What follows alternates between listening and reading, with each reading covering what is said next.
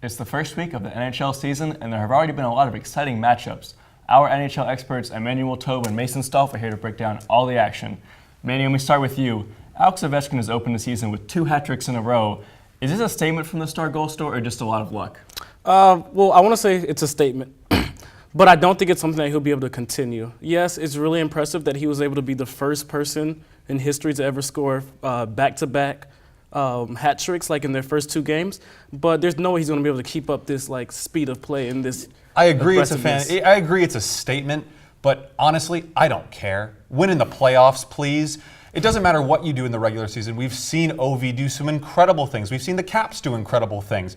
Do it in the playoffs. But look who they played in the playoffs. They played the Pittsburgh Penguins, the defending champions, the team. Not only did they play them, they played them well. They played them to 7. But the Caps were the team that won the President's Trophy a couple of years ago, was expected to be the best team in the playoffs. But of course, they go into the playoffs and everyone knows they're going to choke at some point, and they did it again. But the Penguins were the hottest team. Sometimes it's not just about being the best team, but being the hottest. Going to that matchup, the Penguins were hot. Like no team was hotter than the Penguins. But the Pens were also really injured. That was what was truly incredible about that run, was it seemed like their entire team was going down, and yet they continued to find ways to win. But still, going back to the Caps, do it in the playoffs. Make as many statements as you want during the regular season, but I don't care if you don't score again for the regular season. If you can get this team to the playoffs after you've lost a bunch of players due to cap room, get to the playoffs, win a series, that'll be the only statement Which that I they care did win about. their first series, by the way. Yeah. They did beat the Maple Leafs. That'd certainly be interesting. Obviously, Ovechkin, hot start. We're going to have to be interesting to see if we can keep it up for the rest of the season. Mason, we'll start with you for this one. Many people feel that the Blackhawks were on the decline as a powerhouse team, but they beat 2 of the top teams, Pittsburgh and Columbus, in their first 2 games by big margins. Are they for real? Yeah, they're for real. I didn't know that they weren't for real. They had 109 points last year. They won the Central Division, most points in the Western Conference. They still have Kane, Saad, Taves. I can go on and on and on. I didn't even think that they were on a decline. They just ran into a really tough Nashville team who showed that they could compete against not only the Blackhawks, but the Blues, the Anaheim Ducks. Hold on, but I'm going to kind of steal some words from you. It doesn't mean anything what you do in the regular season unless you win games in the playoffs. And they won no games. They were the first team, the first number 1 overall seed to get swept in the first matchup by the number 8 seed. But this is still a team that's won 3 Stanley Cups in 7 years. I understand, I agree, it's what you do in the playoffs, but I didn't think that last year's 4-game exit didn't mean that they weren't for real. And this is obviously, we're still a week into the season, but I still think the Central Division is a little bit weaker than some of the other divisions. Certainly the Metropolitan's still the best.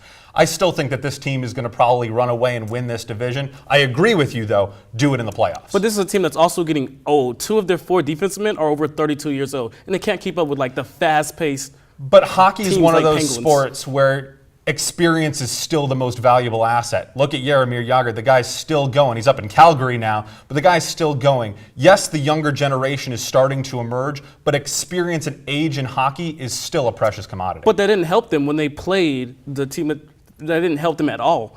You know, they just had such a younger, faster team that they were easy, just kind of ran around them.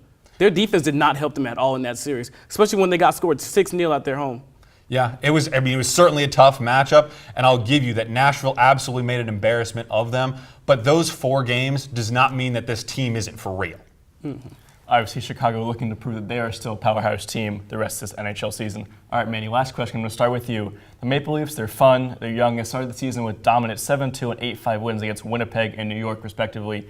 Is this the year Toronto breaks the Stanley Cup curse? I think it is. Well, actually, I think it's the year that we start thinking that they're for real. Like, we start taking them serious. You have to take the team serious. You know, you cannot stop them in terms of offense.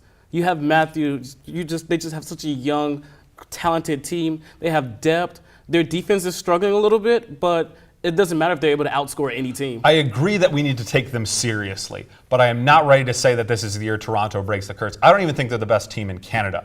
Edmonton is still far and away the better team with McDavid, Draisaitl, et cetera, et cetera. You might even say the Calgary Flames with all their experience with the likes of Gaudreau, Brody, Versteeg. This team is better, in my opinion, all around. But Austin Matthews is a stud. I will give you that. But there's not much after him.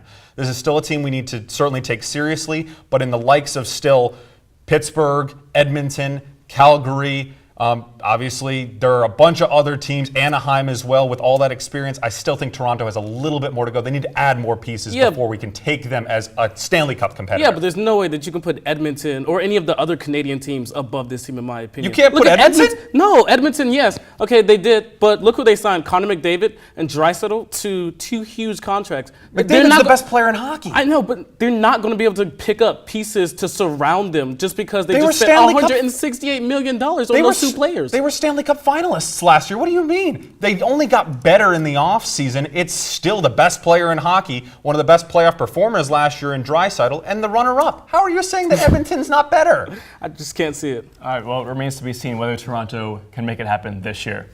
But for now, it's time for us to get out of the cold ice rinks and enter the fire MLB arenas as our baseball experts take a swing at what this playoff month has in store. Stick around.